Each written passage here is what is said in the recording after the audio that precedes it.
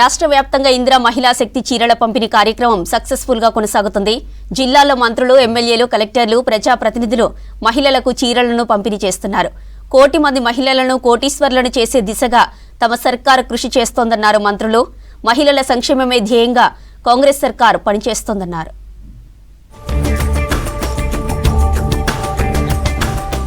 కోటి మంది మహిళలను కోటీశ్వరులను చేయబోతున్నామన్నారు మంత్రి కోమటిరెడ్డి వెంకటరెడ్డి.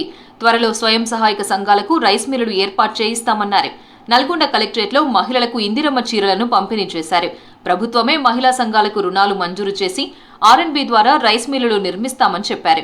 ఇందిరా మహిళా శక్తి క్యాంటీన్ల నిర్వహణ, అమ్మ ఆదర్శ పాఠశాల పనుల కేటాయింపు, బడిపిల్లల యూనిఫామ్ కుట్టే బాధ్యతలు మహిళా సంఘాలకు అప్పగించామని చెప్పారు కోమటిరెడ్డి. మా ప్రభుత్వం వచ్చిన తర్వాత బాగా ఆలోచించి మహిళలకు ఎన్నో కార్యక్రమాలు చేస్తున్నాం. ఈ చీరల పంపిణీ కార్యక్రమంలో వాళ్ళ ఆత్మగౌరవం పెంచే విధంగా ఉండాలని బాగా ఆలోచించి ఆ డిజైన్స్తో పాటు 2 డిజైన్స్ సెలెక్ట్ చేసి కొంచెం ఆలస్యమైన ఈరోజు మొదటి దశలో 1 కోటి చీరలకు గాను 65 లక్షల చీరలు రావడం జరిగింది. గత చీరలతో, బతుకమ్మ చీరలతో దీన్ని కంపేర్ చేసేది కాదు. ఇది సొంతం. మన ఇంట్లలో మన అక్క చెల్లెళ్ళు, మన భార్య పిల్లలు ఏ విధంగా ఉంటారో ఆ విధంగా ఉండేగా పేదవాడు కూడా అదే విధంగా, ఏ విధంగా సన్నబియ్యం మనం తినే అన్నం వాళ్ళు ఏ విధంగా తింటుందో ఇలా ఆత్మగౌరవాన్ని పెంచే విధంగా చీరలు తయారు చేపించి పంపిణీ చేయడం చాలా సంతోషకరమైన వార్త.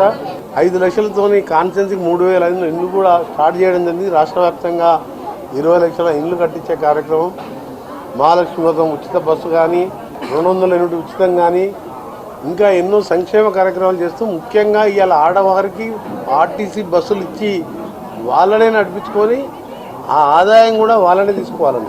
మహిళలు ఇంటి పనులతో పాటు ఉద్యోగాలు, వ్యాపారాలు చేస్తూ మహిళా శక్తి గొప్పదని నిరూపిస్తున్నారన్నారు మంత్రి వివేక్ వెంకటస్వామి. ఇందిరమ్మ కూడా ఇట్లాగే మహిళా శక్తిని చాటి అమెరికాను ఎదిరించారన్నారు. మహిళలు వ్యాపారాల దిశగా ఆలోచించాలన్నారు. అందుకోసం స్థానికంగా మహిళల స్కిల్ డెవలప్మెంట్ సెంటర్ ఏర్పాటు చేస్తామన్నారు మంత్రి వివేక్. సిద్దిపేట కలెక్టరేట్లో ఇందిరమ్మ చీరలు పంపిణీ చేశారు మంత్రి వివేక్ వెంకటస్వామి. మన డిస్ట్రిక్ట్ లో మితి లేని రుణాలు ఇప్పటి వరకు మీరు 28 కోట్ల రూపాయలు తీసుకునే అవకాశం ఉంది. అందరూ కూడా దీన్ని సరిగా వాడుకోవాలి. మా లేబర్ డిపార్ట్మెంట్ నుంచి కూడా మేము will try to get 1 skill ladies skill development centre అదొకటి స్థాపించడానికి ప్రయత్నం చేపిద్దాం ఎట్లైనా చేసి. కాంగ్రెస్ ప్రభుత్వము, రేవంత్ రెడ్డి గారు ఇదే ఆలోచన ఉంటుంది. లేదు, మహిళా శక్తి పెంచుతూ ఉండాలి. చీరలు కూడా అంత తెలంగాణలోనే కుట్టడం జరిగింది. 11,000 ఇల్లులు మన సిద్దిపేట జిల్లాకి శాంక్షన్ అవుతే సుమారు 9,000 మంది ₹1,00,000 ఆల్రెడీ తీసుకోవడం జరిగింది. ఇంకా మీరు కాలమ్స్ కట్టుకుంటే ఇంకొక ₹1,00,000 రాష్ట్ర ప్రభుత్వము మీకు ఇస్తుంది. స్లాబ్ వేసిన తర్వాత రేవంత్ రెడ్డి గారు ఇదే అన్నారు, ఎక్కడ కూడా ఇందిరమ్మ ఇల్లులో బిల్లు పేమెంట్ ఎక్కడ కూడా కావద్దు. మీకు కంప్యూటర్ తీసుకుంటేది స్ట్రేట్ పోతుంది, మీకు మీ అకౌంట్లలో నిధులు కేటాయిస్తుంది రాష్ట్ర ప్రభుత్వం. తర్వాత దుబ్బాకలోనూ ఇందిరమ్మ చీరలు పంపిణీ చేశారు మంత్రి వివేక్ వెంకటస్వామి. మహిళలు వ్యాపార రంగంలో రాణించాలని చెప్పారు. మహిళలను ప్రోత్సహించేలా సీఎం రేవంత్ 0 వడ్డీ రుణాలు ఇస్తున్నారని చెప్పారు వివేక్. ఏదైతే మహిళా శక్తి అని రేవంత్ రెడ్డి గారు మళ్ళొకసారి మనం ప్రారంభిస్తాము. మనం వడ్డీ లేని రుణాలు మనం మా సెల్ఫ్ హెల్ప్ గ్రూప్స్కి ఇద్దామని చెప్పి ఈ కార్యక్రమం ప్రారంభించారు. ఖజానా ఖాళీ ఉన్నప్పటికీ కూడా లేదు, మన తెలంగాణ ప్రజలందరూ కూడా మంచిగా భోజనం చేయాలి అని చెప్పి 12,000 కోట్ల రూపాయలు ఖర్చు పెట్టినా కానీ మీ అందరికీ సన్న బియ్యం ఇవ్వడం జరుగుతుంది. ఎవరైతే అర్హతలు ఉన్నారో వీళ్ళందరికీ కూడా ఇల్లు కట్టాలని చెప్పి కాంగ్రెస్ ప్రభుత్వం అప్పుడు 1970లలో ఇందిరాగాంధీ గారు ఇది ప్రారంభం ఇచ్చారు. ఇప్పుడు కూడా గుర్తు చేసుకుంటారు అందరూ ఇందిరమ్మ ఇల్లులు అని చెప్పి. సో రేవంత్ రెడ్డి గారు అన్నారు, ఆయన మహిళలకు ఒక ఇన్స్పిరేషన్ ఉంటుంది. ఆయన ప్రధానమంత్రిగా 11 సంవత్సరాలు పనిచేసింది. ఆమె పేరుతో ఇస్తే మహిళలకు కూడా ఒక ఉత్సాహం వస్తుందని చెప్పి ఈ ఇందిరమ్మ జయంతి రోజు ఇందిరమ్మ చీరలు పంచుదామని చెప్పి ఆయన ఆలోచనతో పంచడం జరిగింది. 1 కోటి మంది మహిళలను కోటీశ్వరులను చేయాలనే లక్ష్యంతో ప్రభుత్వం పనిచేస్తోందన్నారు మంత్రి సీతక్క. ములుగు జిల్లాలో పర్యటించిన మంత్రి కలెక్టరేట్లో ఇందిరా మహిళా శక్తి చీరలను పంపిణీ చేశారు. మహిళా సంఘాలలో 1 కోటి మంది సభ్యులను చేర్చాలని తొలుత లక్ష్యం పెట్టుకున్నామన్నారు. మహిళా సంఘాలను మరింత బలోపేతం చేస్తామన్నారు సీతక్క. గవర్నమెంట్ వచ్చిన మొదటి రోజు నుంచే కోటి మంది మహిళల్ని కోటీశ్వరులను చేయాలి. మనకు తక్కువ మంది ఉండే 67 లక్షల మంది మొత్తం స్టేట్ లో మన సంఘాలలో, వాళ్ళను కోటి మందిని పెంచాలి, కోటీశ్వరులను చేయాలి. మరి ఈ రోజు కొత్తగా మళ్ళీ కోటి మంది అనుకున్నప్పుడు ఈ కోటి మందికి కోటి చీరలు ఇవ్వాలనేటువంటి లక్ష్యంతో ఫస్ట్ మనం 67 లక్షలకు అంచనా వేసి ఇచ్చినాం. కానీ ఇప్పుడు కోటి మందితో మరి మహిళా సంఘాన్ని బలోపేతం చేయాలనే లక్ష్యంతో ఈ యొక్క కార్యక్రమాన్ని ముందుకు తీసుకుపోయే క్రమంలో భాగంగానే ఈరోజు చీరల పంపిణీ కార్యక్రమాన్ని కూడా మహిళల సంక్షేమమే ధ్యేయంగా కాంగ్రెస్ సర్కార్ పనిచేస్తోందన్నారు మంత్రి కొండా సురేఖ. వరంగల్ జిల్లా డీసీసీబీలో నిర్వహించిన ఇందిరా మహిళా శక్తి చీరల పంపిణీ కార్యక్రమంలో మంత్రి వర్చువల్ గా పాల్గొన్నారు. మహిళలను పారిశ్రామికవేత్తలుగా తీర్చిదిద్దడమే ప్రజాప్రభుత్వ లక్ష్యంగా పనిచేస్తున్నామన్నారు. ఇప్పటికే పెట్రోల్ బంకులు, ఆర్టీసీ బస్సులకు ఓనర్లను చేశామన్నారు. ప్రతిపక్షాలు అనవసర విమర్శలు మానుకోవాలన్నారు మంత్రి సురేఖ. కార్యక్రమంలో Warangal MP Kadiyam Kavya, Wardhannapet MLA KR Nagaraju పాల్గొన్నారు. ఏదైతే రాణి రుద్రమదేవి ఏలిన గడ్డ అని, లేకపోతే సమ్మక్క సారలమ్మలో త్యాగాల గడ్డ అని, ఈ విధంగా ఏదైతే మన ఝాన్సీ లక్ష్మీబాయి ఉన్నటువంటి గడ్డ అని, ఈ విధంగా మనం మహిళలను స్ఫూర్తిగా తీసుకుంటాము. కాబట్టి వరంగల్లో ఎప్పుడు కూడా మహిళలు ముందే ఉంటారు, వాళ్ళు అనుకున్నది సాధిస్తారు. కాబట్టి ఆ నమ్మకంతో మరి ఈ రోజు ఈ యొక్క భారాన్ని కూడా మీకు పెట్టడం జరుగుతూ ఉన్నది. ముఖ్యంగా ఈ ప్రభుత్వం ఈ కార్యక్రమాన్ని ఛాలెంజ్ గా తీసుకొని మనం అందరం కూడా అందరికీ డిస్ట్రిబ్యూట్ చేయాలి. కాబట్టి మహిళలు ఈ రోజు ఇంకా బాగుపడాలని అంటే మనం గ్రామాల్లో కూడా కాంగ్రెస్ పార్టీకి సంబంధించినటువంటి మరి సర్పంచ్లను ఎంపిక చేసుకోవాల్సిన అవసరం ఉన్నది. మహిళలకు ఇందిరమ్మ చీరల పంపిణీతో చేనేత కార్మికులకు ప్రభుత్వం ఉపాధి కల్పించిందన్నారు అచ్చంపేట ఎమ్మెల్యే డాక్టర్ వంశీకృష్ణ. నాగర్ కర్నూలు జిల్లా బల్మూర్ మండల కేంద్రంలో 7,000 మందికి ఇందిరమ్మ చీరలు పంపిణీ చేశారు. రాష్ట్ర ప్రభుత్వం మహిళలకు నాణ్యమైన ఇందిరమ్మ చీరలను పంపిణీ చేస్తోందన్నారు డాక్టర్ వంశీకృష్ణ. చీరలు ఇచ్చిన బతుకమ్మ చీరలు అవి మొక్కజొన్న చేలకు వనికొచ్చినాయి, మనుషులకు వనికి రాలే. కానీ ఇవాళ పవర్లూమ్, హ్యాండ్లూమ్ అంటారు. ఊర్లలో మీరు ఎప్పుడైనా చూడండి, కోఆప్టెక్స్ హ్యాండ్లూమ్, కోఆప్టెక్స్ పవర్లూమ్ అని ఈ రకంగా ఎక్కడ సిరిసిల్ల అక్కడ మగ్గంతో నేర్చినటువంటి చీర ప్రభుత్వ పరంగా చేనేత కార్మికులు ఆదుకున్నట్టు, అట్లాగే మీకు ఇస్తే మీరు కూడా 1,25,00,000 మందికి చీరలు ఇస్తున్నాము.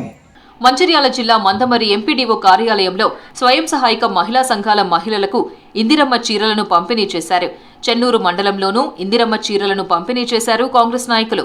కొమ్మెర, పొక్కూర్, అస్నాథ్, బీరెల్లి గ్రామాల్లో స్వయం సహాయక సంఘాల మహిళలకు స్థానిక తహసీల్దార్ మల్లికార్జున్తో కలిసి చీరలను పంపిణీ చేశారు నాయకులు. ఈ కార్యక్రమంలో స్థానిక కాంగ్రెస్ నాయకులు, ప్రభుత్వ అధికారులు పాల్గొన్నారు.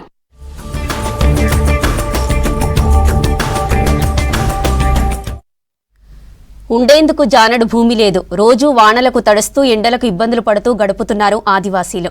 నిరుపేదల పరిస్థితి తెలుసుకున్న సర్కార్ వారికి ఇందిరమ్మ ఇండ్లను మంజూరు చేసింది.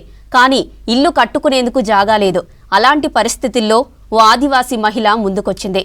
11 మంది లబ్ధిదారుల కోసం ఏకంగా ఎకరం భూమిని దానం చేసింది. ఆమెనే ఆదిలాబాద్ జిల్లా దుబ్బగూడకు చెందిన ఆదివాసీ మహిళ లేతూబాయి.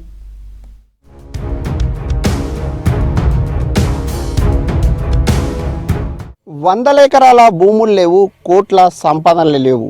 కానీ ఇవేవి దానానికి అడ్డురావని నిరూపించింది ఆదివాసీ మహిళ.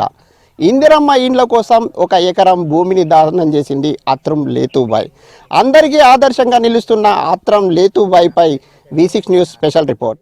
ఆదిలాబాద్ జిల్లా సాత్నాల మండలంలో దుబ్బగూడెంలో అందరూ ఆదివాసీలే ఉన్నారు. గిరిజనులే ఉంటున్న ఆ గూడెంలో అందరూ గుడిసెల్లోనే ఉంటున్నారు. సరిగ్గా గోడలు, పైకప్పులు కూడా లేని గుడిసెల్లో నివసిస్తున్నారు. నిరుపేదలుగా ఉంటున్న వారు ఇండ్ల కోసం ఎన్నో ఏండ్లుగా ఎదురు చూస్తున్నా గత సర్కార్ పట్టించుకోలేదు. 10 ఏళ్లు అధికారంలో ఉన్నా ఏనాడు ఆదివాసీలను చూడలేదనే విమర్శలు వస్తున్నాయి. వారికి కనీస సౌకర్యాలు, ఇండ్లను కూడా నిర్మించి ఇవ్వలేదు.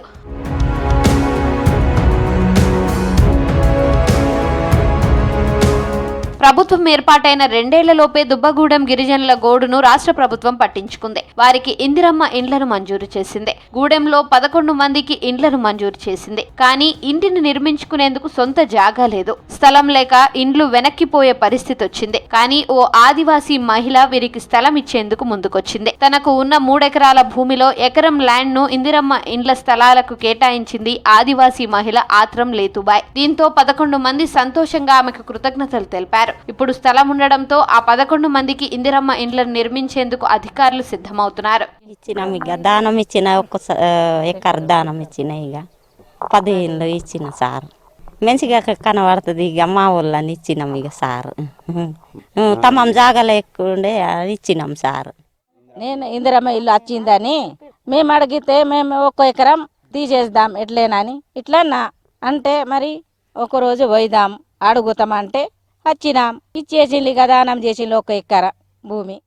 బాగానే అనిపిస్తున్నది సార్. మనకు భూమి లేదు, అక్కడ పిలస కట్టతందుకు జాగ లేదని మేము జాగా అడుగుకున్నాము. 1 ఎకరం ఇచ్చింది లేదు బాయ్. ఇప్పుడు 10 ఇండ్లు వస్తున్నాయి అటు. ఇప్పుడు జాగా కొంటే మా దగ్గర అయితే పైసలు లేవు, అందుకే మేము అడుగుకున్నాం సార్. సంతోషం ఉన్నది సార్. గడ్డి గుడిచలు ఎట్లా బతకాలి అని వచ్చినాం సార్. ఇందిరమ్మ ఇల్లు వచ్చిందని బాగా తవ్వతందుకు జాగలేదు సార్. మా వాళ్ళకు పిలస్ లేక మా వాళ్ళు ఇట్లా ఊకే అచ్చుడు అడుగుడు ఆడ కొట్టుకున్నాడు తిట్టుకున్నాడు. ఎందుకు కొట్టుకున్నాడు తిట్టుకున్నాడు? మా అమ్మనది ఆలోచించి మనం 1 ఎకరం ఇస్తే చాలదా? మనకు 3 ఎకరాల భూమి ఉన్నది.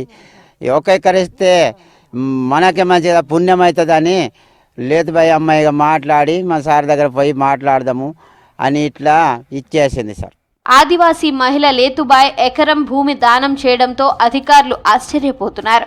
గుంట భూమిని కూడా వదులుకొని ఈ రోజుల్లో ఆ మహిళ ఏకంగా ఎకరం భూమి పేదల ఇండ్ల కోసం రాసివ్వడాన్ని అభినందిస్తున్నారు. ఎకరం భూమిని ఇందిరమ్మ ఇండ్లకు దానం చేస్తున్నానని నోటరీతో రాయించి ఎంఆర్ఓ రామారావుకు పత్రాన్ని అందించారు లేతబాయ్.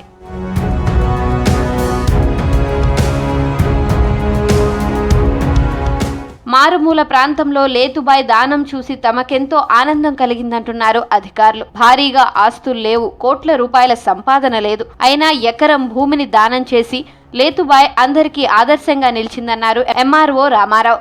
1 ఇంచు భూమి కొరకు కొట్లాడే రోజులలో ఆమె ఆత్రం లేతుబాయ్ ఆమె మానవత్వంతో ఆమె 3 ఎకరాల్లో ఉన్న భూమి దాంట్లో 1 ఎకరం భూమి ఇవ్వడానికి ముందుకొచ్చింది. ఆమెకు ముందుగా ప్రత్యేకమైన ధన్యవాదాలు తెలుపుతున్నాను. ఆమె ఇవ్వడానికి నా ముందు వచ్చి నాకు పత్రాలు సమర్పించింది. ఆ పత్రాలు సమర్పించిన కనుక నేను చాలా సంతోషపడ్డాను. ఇక్కడ 1 ఎకరంలో మొత్తం లేఅవుట్ ప్రిపేర్ చేసి 10 ఇండ్లు మంజూరు కాబడినాయో వారికి కాకుండా వేరే వారు ఎవరైనా వస్తే వాళ్ళు ప్లాట్ ఇచ్చి వాళ్ళకు ఇందిరమ్మ ఇండ్లు నిర్మాణం చేసే విధంగా మేము ముందుకెళ్తున్నాము. కలెక్టర్ సూచనల ప్రకారంగా తమ ఇంటి కోసం స్థలం దానం చేసిన లేతుబాయిని దేవతగా కొలుస్తున్నారు గిరిజనులు. తమ సంతోషం మాటల్లో చెప్పలేమని ఎమోషనల్ అవుతున్నారు. లేతుబాయికి ధన్యవాదాలు చెబుతున్నారు ఆదివాసీలు. ఉమ్మడి నిజామాబాద్ జిల్లాలో చలి తీవ్రత పెరిగింది. గత వారం రోజులుగా రికార్డు స్థాయిలో కనిష్ట ఉష్ణోగ్రతలు నమోదవుతున్నాయి. ఉష్ణోగ్రత తగ్గడం, ఉత్తరాది రాష్ట్రాల నుంచి చల్లని గాలులు వీస్తుండటంతో ప్రభావం మరింత ఎక్కువైంది. ఉదయం 10 గంటల వరకు కూడా చలి తీవ్రత ఉంటుంది. సాయంత్రం 4 గంటల నుండే చలిగాలులు వీస్తుండటంతో జనం ఇబ్బంది పడుతున్నారు. కామారెడ్డి జిల్లా మేనూరులో రికార్డు స్థాయిలో 7.1 డిగ్రీల అత్యల్ప ఉష్ణోగ్రత నమోదైంది.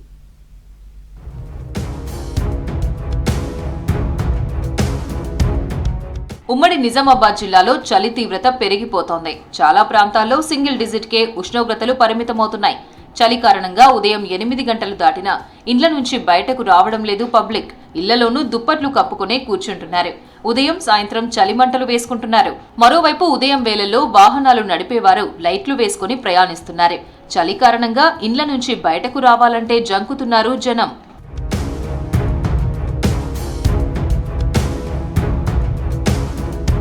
ఉమ్మడి నిజామాబాద్ జిల్లా వ్యాప్తంగా కనిష్ట ఉష్ణోగ్రతలు రికార్డయ్యాయి. డోంగ్లీ, గోపన్పల్లిలో 9 డిగ్రీలు, ఎర్గట్లలో 9 డిగ్రీలు, మోర్తార్లో 9 డిగ్రీల ఉష్ణోగ్రతలు నమోదయ్యాయి. నిజామాబాద్, బోధన్లోని బెల్లాల్లో 9.1 డిగ్రీల టెంపరేచర్ రికార్డైంది. మాచారెడ్డిలో 9.3, జుక్కల్లో 9.4, బీబీపేటలో 9.5 డిగ్రీల ఉష్ణోగ్రతలు నమోదయ్యాయి. గత 15 రోజుల నుంచి చలి చాలా తీవ్రతంగా పెరిగిపోయింది. ఎందుకంటే 15-16 డిగ్రీలకు పడిపోయింది కాబట్టి చలి చాలా తీవ్రంగా ఉంటుంది. చాలా ఇబ్బంది పడుతూ ఉన్నాము. ఎంత చలి ఉన్నప్పటికీ కూడా అందరూ కూడా వాకర్స్ టైంలో వచ్చి 6 గంటలకు వచ్చి వాకింగ్ చేస్తూ ఉన్నారు. ఎంప్లాయీస్ కానీ మిగతా వాళ్ళు కానీ అందరూ కూడా వాకింగ్ చేస్తూ ఉన్నారు. కాబట్టి చలి చాలా తీవ్రంగా ఉంది. ఉష్ణోగ్రత పడిపోతూ ఉంది. కాబట్టి ప్రతి ఒక్కరు పిల్లలు కానీ మహిళలు కానీ వృద్ధులు కానీ అందరూ కూడా జాగ్రత్త తీసుకోవాల్సిన అవసరం ఉన్నది. జాగ్రత్త పాటించాల్సిన అవసరం ఉన్నది. చలి కారణంగా ఉదయం వాకర్స్ వాకింగ్ కి దూరంగా ఉంటున్నారు. వాకింగ్ చేసేవారు కూడా ఉదయం 7:30 గంటల తర్వాత బయటకు వస్తున్నారు. ఇక సాయంత్రం 4 గంటల తర్వాత అవసరమైతే తప్ప జనాలు ఇండ్ల నుంచి బయటకి రావడం లేదు. చలి నుంచి కాపాడుకునేందుకు తగిన జాగ్రత్తలు తీసుకుంటున్నా అవేవీ ఆపడం లేదంటున్నారు జనం. రోజు ఉన్నటువంటి ఉష్ణోగ్రతలు 22-24 ఉండాల్సిన ఉష్ణోగ్రతలు అది ఒకేసారిగా నిన్న నుంచి చూస్తుంటే 14 నుంచి 15 వరకు ఉంటుంది. ఏదేమైనప్పటికీ యొక్క ఉష్ణోగ్రతలను దృష్టిలో పెట్టుకొని అందరూ కూడా చలి తీవ్రతను దృష్టిలో పెట్టుకొని చిన్నపిల్లలు వృద్ధులు తగిన విధంగా జాగ్రత్తలు పాటిస్తూ డాక్టర్లు ఇచ్చిన సలహాలను వాళ్ళు ఇచ్చినటువంటి సూచనల మేరకు ముసుగులు ధరించి అట్లాగే క్యాప్స్ వేసుకొని స్వెటర్లు వేసుకొని వాతావరణానికి అనుకూలంగా డాక్టర్ల సూచనలు పాటించవలసిందిగా మనవి చేస్తున్నాను. చలి నుంచి కాపాడుకోవడానికి పలు రకాల ప్రయత్నాలు చేస్తున్నారు జనం. స్వెటర్స్, మఫ్లర్లు, మంకీ క్యాప్స్, హ్యాండ్ గ్లౌజ్లు వాడుతున్నారు. స్వెటర్స్ వాడినా పూర్తిగా చలిని ఆపడం లేదంటున్నారు. కనీసం చలి నుంచి కాస్తైనా ఉపశమనం పొందుతామంటున్నారు.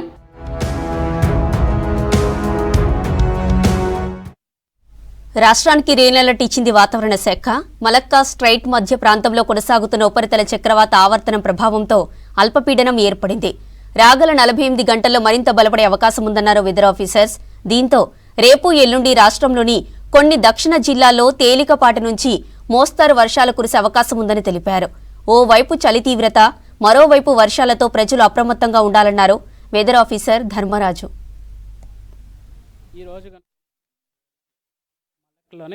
మనకి సుమారు అల్పపీడనంగా ఈరోజు కొనసాగుతుంది.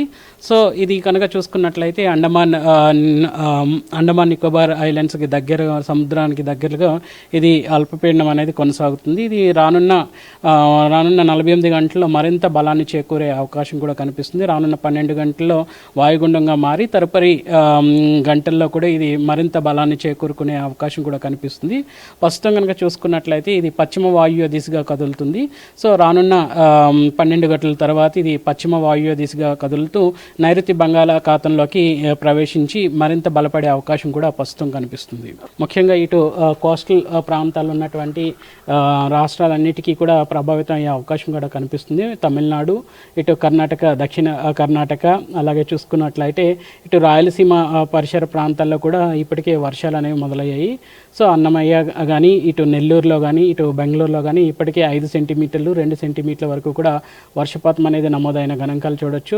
ఈ నెల 17వ తారీఖు నుంచి కూడా శీతల గాలుల ప్రభావం అనేది ఉత్తర తెలంగాణతో పాటు ఇటు చూసుకున్నట్లయితే మెదక్, ఈవెన్ సంగారెడ్డి జిల్లాల్లో కూడా తీవ్రంగా వీసిన సందర్భాలతో పాటు ఈ యొక్క చలి తీవ్రతకు సంబంధించి కోల్డ్ వేవ్ హెచ్చరికలు కూడా జారీ చేయడం జరిగింది. 17, 18, 19 తారీఖుల్లో ఈ యొక్క చలి తీవ్రత అధికంగా కూడా కొనసాగింది. ఆదిలాబాద్లో మనం చూసుకున్నట్లయితే కనిష్ట ఉష్ణోగ్రతలు 8.2 డిగ్రీల వరకు కూడా డ్రాప్ అయిన సందర్భం మనం చూసాము. కాలంలో మనకి శీతల గాలుల ప్రభావం వల్ల ముఖ్యంగా రాత్రి సమయాల్లోనూ ఉదయం పూట ఎర్లీ మార్నింగ్ అవర్స్లో కూడా మనకి ఎక్కువగా ఈ శీతల గాలుల ప్రభావం వల్ల మనకి ఎక్కువ మొత్తంలో ఎయిర్ పొల్యూషన్ పార్టికల్స్ అన్నీ కూడా దిగువ స్థాయిలో కనిపిస్తుంటాయి. కాబట్టి ఎక్కువగా ఈ యొక్క విజిబిలిటీ డ్రాప్ అనేది కూడా కనిపిస్తూ ఉంటుంది. ముఖ్యంగా దీని యొక్క ప్రభావం అనేది హైవే మీద ప్రయాణించే ప్రయాణికులకి ఎక్కువగా ఇబ్బంది అనే వాతావరణం అనేది కలిగిస్తూ ఉంటుంది. పగటిపూట కొంచెం సిటీల్లో ఎక్కడైతే మనకి ఇండస్ట్రియల్ జోన్స్ కానీ, ఎక్కడైతే గ్రీనరీ కానీ, వాటర్ లేక్స్ కానీ ఉంటాయో అక్కడ మనకి తేమ గాలులతో పాటు కొంచెం యొక్క దట్టమైన పొగమంచు అనేది కూడా కనిపించినప్పటికీ కూడా క్రమేపీ ఎప్పుడైతే సూర్యరశ్మి భూమిని తాకుతుందో అప్పటికి క్రమేపీ 1-2 గంటల్లో ఇది మాయమయ్యే అవకాశం కూడా కనిపిస్తుంది. ఒక విధంగా సాధారణ స్థాయిలోని ఈ యొక్క పొగమంచు కొనసాగే అవకాశం కనిపిస్తుంది. తో కూడినటువంటి తుఫాన్లను మనం ఒక విధంగా పసిగట్టడం కానీ అంచనా వేయడం అనేది చాలా సవాళ్ళతో కూడుకున్న విషయం అనే చెప్పాలి. ఒక విధంగా అక్టోబర్, నవంబర్, డిసెంబర్లో సర్వసాధారణంగా ఎక్కువ అనుకూల వాతావరణ పరిస్థితులు అనుకూలంగా ఉండడం వల్ల ఈ యొక్క తుఫాన్లు అనేవి ఎక్కువగా ఈ యొక్క బంగాళాఖాతంలో అయితేనేమి అరేబియా మహాసముద్రంలో కానీ ఏర్పడే అవకాశాలు కూడా కనిపిస్తూ ఉంటాయి.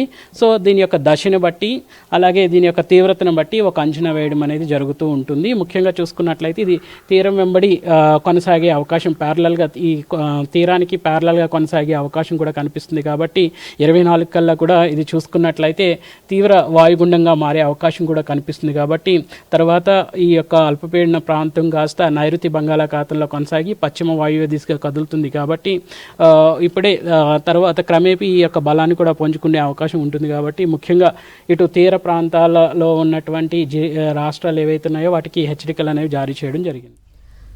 నిర్మల్ జిల్లా పట్టణంలోని గాజులపేట దగ్గర మిషన్ భగీరథ పైప్ నుంచి నీరు భారీగా ఎగిసిపడింది. రహదారి పక్కనున్న ఎయిర్ వాల్ను గుర్తు తెలియని వాహనం ఢీకొట్టింది. దీంతో మిషన్ భగీరథ నీరు వృధాగా పోయింది. భారీగా ఎగిసిపడ్డ మిషన్ భగీరథ నీటితో వాహనదారులు తీవ్ర ఇబ్బందులు పడ్డారు. పక్కనే విద్యుత్ వైర్లు ఉండడంతో స్థానికులు ఆందోళన చెందుతున్నారు. అధికారులు సమస్యను వెంటనే పరిష్కరించాలని డిమాండ్ చేశారు స్థానికులు.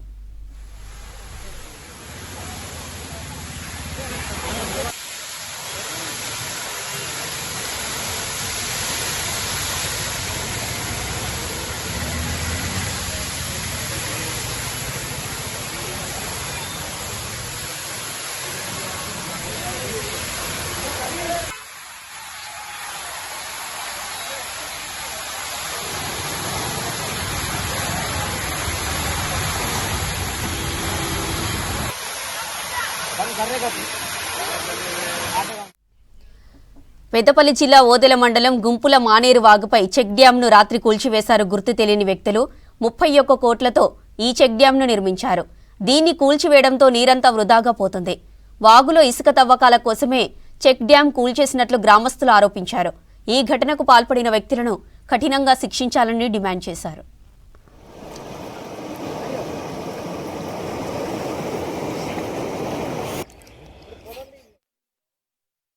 శ్రీ రామభద్ర ఆలయం ఒక కాశీగా పేరుగాంచి ఇక్కడ గత 3-4 సంవత్సరాల క్రితం 19 కోట్ల రూపాయలతోటి ఏర్పాటు చేసినటువంటి చెక్ డ్యామ్.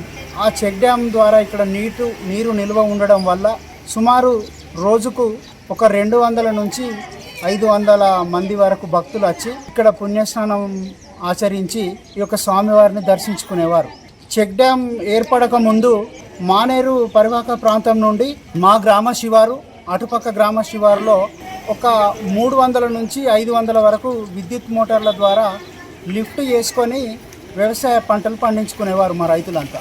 ఆ క్రమంలో డిసెంబర్ నుంచి జనవరి వరకే ఈ మానేరులో ఉన్నటువంటి జలాలు ఇంకిపోయి జనవరి వరకు నీటి ఎద్దడి ఏర్పడి పంటలు పరిపూర్ణంగా పండేవి కాదు. ఈ చెక్ డ్యామ్ నిర్మాణం అయిన తర్వాత మే జూన్ వరకు కూడా సఫిషియెంట్గా భూగర్భ జలాలు నిల్వ ఉండి పంటలు పండి రైతులు సుఖ సంతోషాలతో ఉండేవాళ్ళు. నిండుకుండలాగా ఉన్నటువంటి మానేరు ఈ ప్రాంతం అంతా ఇవాళ తెల్లారి లేచి చూసేసరికి ఎడారిగా మారిపోయింది.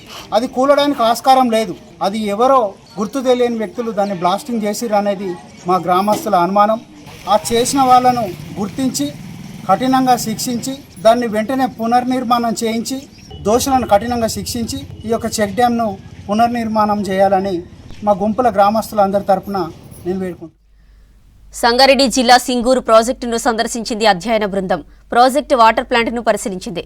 ప్రాజెక్టు ఖాళీ చేస్తే 3 జిల్లాలకు వచ్చే తాగునీటి ఇబ్బందులపై ఆరా తీసింది.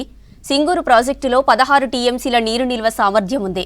ఇందులో 6 టీఎంసీలు కిందకు వదిలిపెట్టి 10 టీఎంసీల నిల్వతో రిపేర్లకు ప్లాన్ చేస్తున్నారు ఇరిగేషన్ అధికారులు. దీనికి సంబంధించి సాధ్యాసాధ్యాలపై పరిశీలించి సర్కారుకు నివేదిక అందించనుంది అధ్యయన బృందం. ఈ టీంలో వివిధ శాఖల అధికారులు, OMC chairman Amjad Hussain, mission Bhagiratha ENC Kripakar Reddy, Hyderabad metro water technical director Sudarshan, CGM Brijesh chief engineer Sangareddy ఉన్నారు.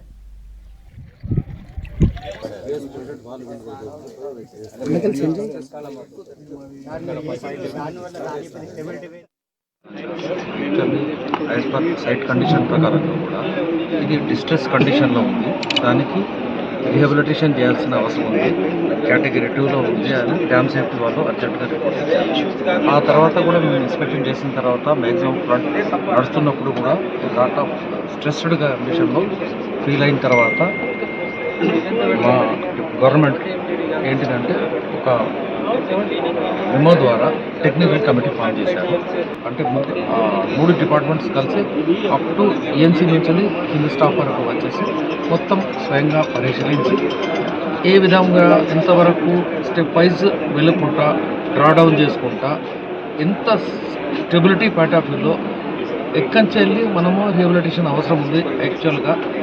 ఎందుకోసం అంటే ఇక్కడ డ్రింకింగ్ వాటర్ డిపెండబిలిటీ ఉంది కాబట్టి యునానిమస్గా తీసుకోకుండా స్టెప్ వైజ్గా తీసుకుని చేయడానికి ఇన్స్పెక్షన్ చేస్తున్నాం. వాటర్ ప్రాబ్లం అయితే ఏం లేదు. ఇప్పుడు మనం టోటల్గా 29.9 టీఎంసీ మన కెపాసిటీ, ఒరిజినల్ కెపాసిటీ. ఇప్పుడు మనం 16.5 పెట్టినాము. సో డిప్లీషన్ స్టార్ట్ చేసి మనం బర్మ్ లెవెల్ ఏమో 518 ఉంది. సో 518కి వెళ్ళినాక మనకు మేజర్గా డ్యామేజ్ అయింది బర్మ్ పైన ఉన్నది. సో అది చేయగలుగుతామా లేదని ఫస్ట్ బర్మ్ దాకా వెళ్తాం, అంటే 518 దగ్గరికి వెళ్తాం. అక్కడ కూడా మనకు 9.5 టీఎంసీ వాటర్ ఉంటుంది. వీళ్ళకి సరిపోతుంది. 4 ప్లేసెస్లో అయిందండి మొత్తం దాదాపుగా 800 మీటర్స్ కంప్లీట్గా స్లిప్ అయింది. ఇక మిగతా కట్ట మొత్తం కూడా 6.5 కిలోమీటర్ కూడా కొంచెం డిప్రెస్ అయింది, అంటే కుంగిందండి. ఒక 4 ప్లేస్లో మాత్రం మొత్తం ఫాల్ అయిపోయింది. సో ఆ 4 ప్లేస్లో మనకు మెయిన్ ఇంపార్టెంట్. బట్ వాటర్ ఇప్పుడైతే సేఫ్, కట్టకేం ప్రాబ్లం లేదు. ఎందుకంటే మనం ఆల్రెడీ తగ్గించాం, 29 టీఎంసీ నుండి 16.5 టీఎంసీ పెట్టాం కాబట్టి ఇబ్బంది ఏం లేదు. వర్క్ చేయాలంటే ఇంకా ఫర్దర్గా వెళ్ళాలంటే మనకు డ్రింకింగ్ వాటర్ ప్రాబ్లం ఉన్నది కాబట్టి గవర్నమెంట్కి రిపోర్ట్ చేసినాక గవర్నమెంట్ ఒక డిసిషన్ తీసుకొని పర్మిషన్ ఇచ్చినాక. లంబాడాలను ఎస్టీ జాబితా నుంచి తొలగించాలని డిమాండ్ చేస్తూ ఆదిలాబాద్ జిల్లా ఉట్నూరులో రేపు ఆదివాసీల ధర్మయుద్ధ సభకు పిలుపునిచ్చారు. 50,000 మందితో సభ నిర్వహించాలని భారీగా జన సమీకరణ చేస్తున్నారు ఆదివాసీ సంఘాల నాయకులు. ఎలాంటి అవాంఛనీయ సంఘటనలు జరగకుండా భారీ బందోబస్తు ఏర్పాటు చేస్తున్నారు పోలీసులు. బందోబస్తును పర్యవేక్షిస్తున్నారు జిల్లా ఎస్పీ అఖిల్ మహజన్. 500 మంది సిబ్బందితో బందోబస్తు ఏర్పాటు చేస్తున్నారు పోలీసులు. 29 మంది ఎస్ఐలు, 15 మంది సిఐలు బందోబస్తులో పాల్గొననున్నారు.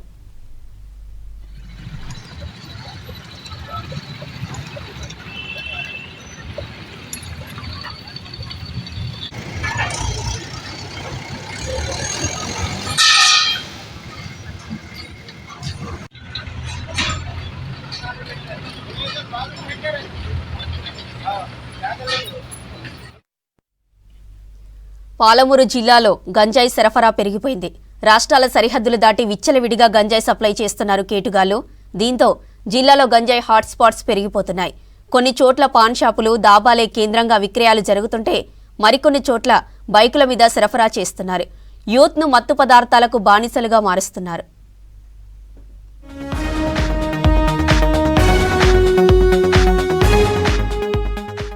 పాలమూరు జిల్లాలో గుట్టుగా గంజాయి అక్రమ రవాణా జరుగుతోంది. ఒకప్పుడు నల్లమల గంజాయి సాగుకు కేంద్రంగా ఉండేది. ఇప్పటికీ కొన్ని ప్రాంతాల్లో గుట్టు చప్పుడు కాకుండా గంజాయిని పెంచుతున్నారు. ఆంధ్ర, ఒరిస్సా బార్డర్ నుంచి మహారాష్ట్ర బార్డర్ వరకు జడ్చర్ల మీదుగా గంజాయి స్మగ్లింగ్ అవుతోంది. యువతను మత్తు పదార్థాలకు బానిస చేసే ఈ దందాతో స్మగ్లర్లు కోట్ల రూపాయల వ్యాపారం సాగిస్తున్నారు. అడ్డదారుల్లో పోలీసుల కళ్లు కప్పి ఈ అక్రమ దందా 3 పువ్వులు 6 కాయలుగా సాగుతోంది. 2 ఏళ్ల క్రితం జడ్చర్ల దగ్గర ఓ గంజాయి లోడ్ లారీని పట్టుకున్నారు నార్కోటిక్స్ అధికారులు. లారీతో పాటు ఒక కారును, 5గురిని అరెస్టు చేసి 208 కేజీల గంజాయిని సీజ్ చేశారు. వీటి విలువ ₹1 కోటి వరకు ఉంటుందని అధికారులు గుర్తించారు. పట్టుబడిన లారీ విజయనగరం నుంచి మహారాష్ట్రకు గంజాయిని సరఫరా చేస్తున్నట్లు గుర్తించారు. ఏడాది క్రితం బుద్పూర్ రోడ్లో ఒరిస్సా రాష్ట్రం మల్కాన్గిరి జిల్లాకి చెందిన 2 వ్యక్తులను అదుపులోకి తీసుకున్నారు టాస్క్ ఫోర్స్ అధికారులు. నరోత్తం రాయ్, ధర్మేంద్ర గంజాయిని ప్రాసెస్ చేసి బైక్ లో తిరుగుతూ అమ్ముతుండగా పట్టుకున్నారు. వీటి విలువ 25 లక్షలు ఉంటుందని అంచనా వేశారు. ఇటీవల అంతర్రాష్ట్ర గంజాయి ముఠాను అరెస్టు చేశారు నారాయణపేట జిల్లా పోలీసులు. కృష్ణా రైల్వే స్టేషన్లో 10 కిలోల గంజాయి, కృష్ణా మండలం కున్సి దగ్గర 2 కిలోల గంజాయి సీజ్ చేశారు. గత 2 సంవత్సరాల నుంచి వివిధ ఏరియాలో వీళ్ళు ఈ గాంజాయి స్మగ్లింగ్ చేస్తున్నారు. ఇంకా ఒక 2-3 వివిధ ప్లేస్లో ఉన్నట్టు తెలిసింది. వాళ్ళ మీద కూడా మనం కేసు రిజిస్టర్ చేసి ఇప్పుడు వాళ్ళని పట్టుకోవడం కూడా జరుగుతుంది. ఈ నారాయణపేట జిల్లాలో ఎక్కడైనా సరే ఈ గాంజాయి మత్తు పదార్థాలను సేవించి ఇలాంటి దీనికి ఎవరికైనా ఇన్ఫర్మేషన్ దొరికితే ఇమీడియట్గా ఎంటైర్ తెలంగాణలో కూడా ప్రభుత్వం ఉక్కువాదతో ముందు సాగుతుంది. మా నారాయణపేట జిల్లాలో కూడా ఈ గాంజాయి కన్జంప్షన్ మీదే, అడిక్షన్ మీదే మనం కూడా ఉక్కువాదంతోనే ముందుకెళ్తున్నాం. పాలమూరు జిల్లాలో గంజాయి హాట్స్పాట్స్ పెరిగిపోతున్నాయి. టీ షాపులు, పాన్ షాపులు గంజాయికి కేర్ ఆఫ్ పాయింట్ గా మారుతున్నాయి. జడ్చర్లలో వెలుగు చూసిన కేసుల్లో ఈ విషయాలు వెలుగులోకొచ్చాయి. వరంగల్లో దారుణం చోటు చేసుకుంది. ఓ వ్యక్తి మద్యం మత్తులో కన్న తల్లిని కొట్టి చంపాడు. కాశీబుగ్గలో నివాసం ఉంటున్న వెంకటమ్మకు 2 కుమార్తెలు, 2 కొడుకులు. పిల్లలందరికీ పెళ్లిళ్లు చేసిన వెంకటమ్మ కొంతకాలంగా పెద్ద కొడుకు రాజేశ్వర్ దగ్గర ఉంటుంది. మద్యానికి బానిసైన రాజేశ్వర్ డబ్బుల కోసం నిత్యం తల్లిని కొట్టేవాడని చెప్పారు స్థానికులు. 2 రోజులు కొడుకు కొట్టడంతో వెంకటమ్మ కన్నుకు గాయమైందన్నారు. ఈ క్రమంలో నిన్న మళ్లీ కొట్టడంతో ఇవాళ ఉదయం వెంకటమ్మ మృతి చెందిందని తెలిపారు పోలీసులు. వెంకటమ్మ 2వ కొడుకు ఫిర్యాదుతో కేసు నమోదు చేసి దర్యాప్తు చేస్తున్నారు పోలీసులు. ప్రస్తుతం రాజేశ్వర్ పరారీలో ఉన్నట్లు తెలిసింది.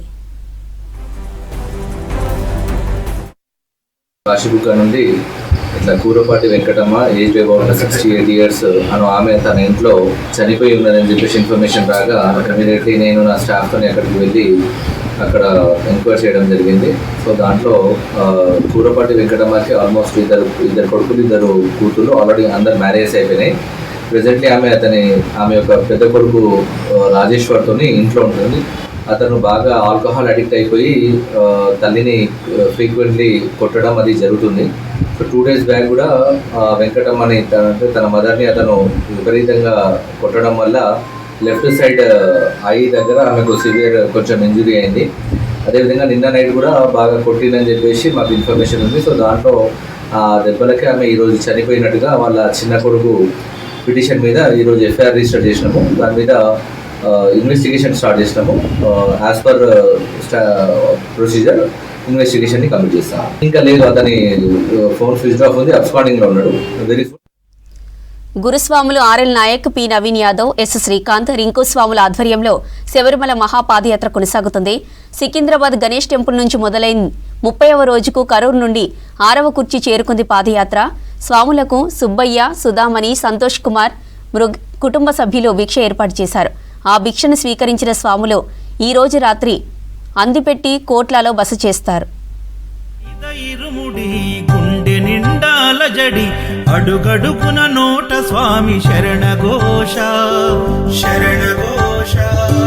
ఇల్లు తల్లిదండ్రులొదిలి భార్య పిల్లల బంధమొదిలి కానల్లో కాలి నడక సాగయాత్ర సాగయాత్ర.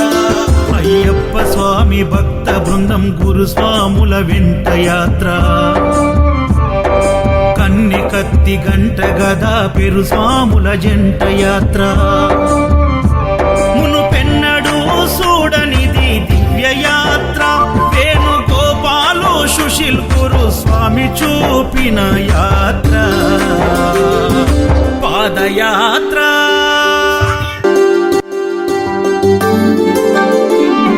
స్వామియే అయ్యప్పో స్వామియే అయ్యప్పో స్వామియే అయ్యప్పో స్వామియే అయ్యప్పో. నెత్తి మీద ఇరుముడి ఇరుముడి ఇరుముడి నెత్తి మీద ఇరుముడి గుండె నిండాల జడి అడుగడుగున నోట స్వామి శరణఘోష శరణఘోష. ఇల్లు తల్లిదండ్రులొదిలి భార్య పిల్లల బంధమొదిలి కానల్లో కాలి నడక సాగయాత్ర సాగయాత్ర. అయ్యప్ప స్వామి భక్త బృందం గురు స్వామి.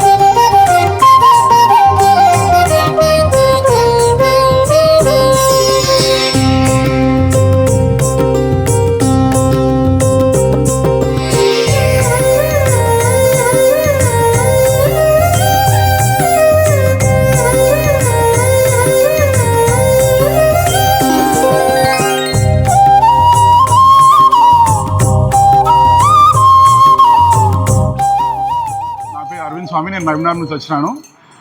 సికింద్రాబాద్ గణేష్ టెంపుల్ నుంచి మేము పాదయాత్రగా శబరిమలకి బయలుదేరినాం అనమాట. టోటల్ 450 మెంబర్స్ మేము బయలుదేరినాం అనమాట. ప్లస్ మేము మహబూబ్నగర్ అంటే భూత్పూర్లో జాయిన్ అయినాము. అక్కడ నుంచి ఇప్పటి వరకు ఏదైతే తమిళనాడు బార్డర్ వరకు అంటే కేరళకి ఎంటర్ అవుతాం 2 daysలో. ఇక్కడ వరకు కూడా మాకు ఏదైతే సపోర్ట్ చేసారో ఆర్ఎల్ నాయక్ గురుస్వామి కానీ, నవీన్ యాదవ్ గురుస్వామి కానీ, శ్రీకాంత్ స్వామి కానీ, ప్లస్ అందరు గురుస్వాములు ప్రతి ఒక్క స్టాఫ్ ప్లస్ కిచెన్ స్టాఫ్ కానీ ప్రతి ఒక్క టైంకి మాకు ఫుడ్ అందించారు. ప్లస్ ఫెసిలిటీస్ ఏవైతే ఉన్నాయో మనకి అంటే ఇంత పెద్ద బ్యాచ్కి అంటే మామూలుగా నాకు తెలిసి తెలంగాణలో ఇంత పెద్ద బ్యాచ్ నాకు తెలిసి ఇది తప్ప వేరే ఏది లేదు. దీని సగం కన్నా తక్కువ మందిని కూడా మేనేజ్ చేయాలంటే చాలా ఇబ్బంది అవుతుంది. కాకపోతే 500 మందిని మేనేజ్ చేయడం అనేది అంత ఆషామాషి కాదు. రోజుకు 3 పూటలు ఒక చిన్న పెళ్లి చేసినట్టే ఉంటుంది అనమాట హడావిడి మాత్రము. సో స్వామి శరణం అయ్యప్ప శరణం. నెక్స్ట్ ఇయర్ ఇంకా పెద్దగా ఇంకా గ్రాండ్గా మా వరకు మేము సపోర్ట్ చేస్తే మేము కూడా సపోర్ట్ చేస్తాము. స్వామి శరణం అయ్యప్ప శరణం.